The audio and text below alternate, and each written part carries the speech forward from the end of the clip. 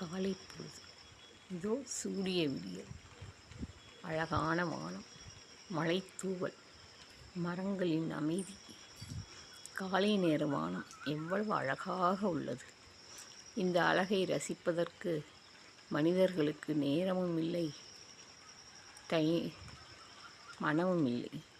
எழுந்தோமா, சமையல் செய்தோமா, ஓடினோமா, பஸ்ஸை பிடித்தோமா என்ற எண்ணத்திலேயே ஓட வேண்டியிருக்கிறது. இதோ அழகான சூரிய உதயம்.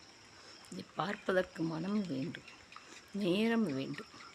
ஒவ்வொன்றையும் ரசிப்பதற்கு மனிதர்களுக்கு இடம் வேண்டும். இன்றைய பொழுதில் மனிதன் எதை தேடி ஓடுகின்றான்?